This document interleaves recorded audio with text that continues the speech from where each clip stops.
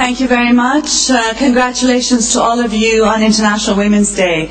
I'm not like Ayan Hirsi Ali. I don't have any parliamentary elections to go back to, but I do have a little baby boy that I'm feeding, so I will have to leave after this speech. I hope you can forgive me, but I will get all the lowdown on what happened afterwards from my colleagues.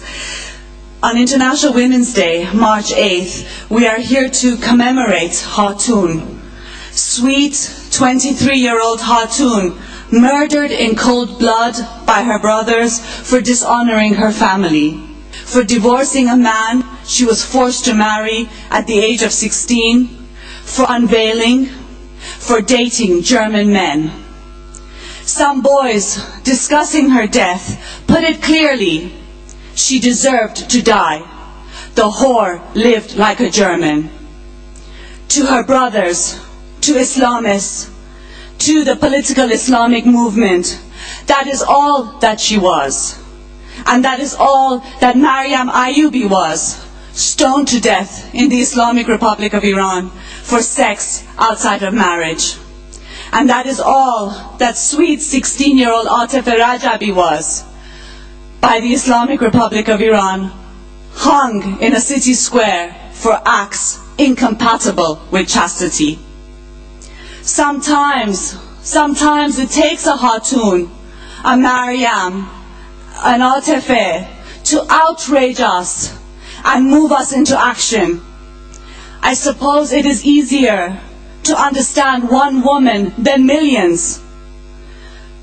Her refusal, her resistance, and the barbarity of the Islamic justice that was meted out against her. But also Khatun and others like her personify, they symbolize the status of women, the subhuman status of women in Islam-ridden societies or Islamist communities, from Iran to Iraq and Afghanistan to Germany and Britain. Khatun's death outrages us, not because her murder is a rare tragedy, but because it is so common.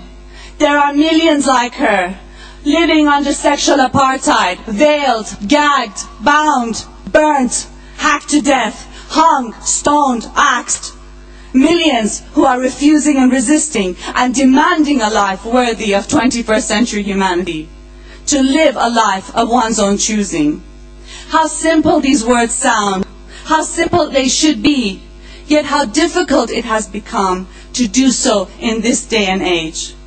Difficult in a new world order where universal values and standards that were taken for granted after having been fought for centuries are under attack.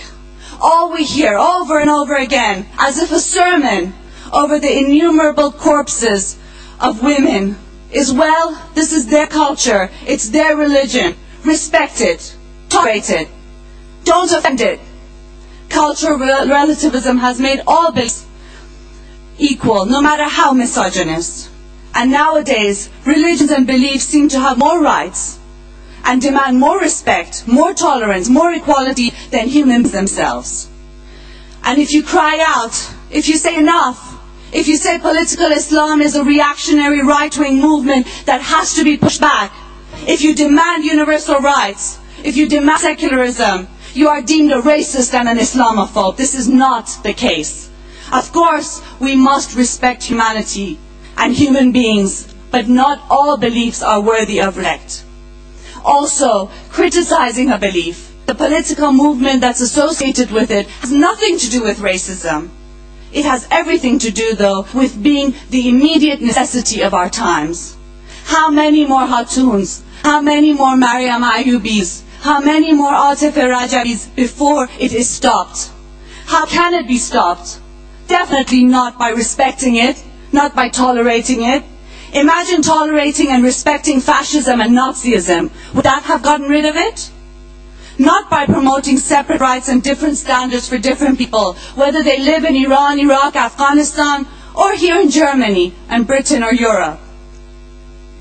Definitely by promoting universal standards for all, universal rights for all. They were fought by progressive humanity, by the left, by the women's movement, by socialists. They belong to everybody. And definitely not by chipping away at secularism, which is in fact a basic minimum now, and not by giving religion more and more access and power to the social sphere. Even it seems we need to call for de-religionization now, and that has become an urgency. How then can we stop it? By confronting it full force. Reaction throughout history has never been pushed back by appeasing it, by excusing it, by tolerating it, by respecting it. It has been pushed back by looking it straight in the eye and standing up to it full force. We have to confront political Islam full force, uncompromisingly, shamelessly, with no ifs and buts. Enough is really enough. Thank you.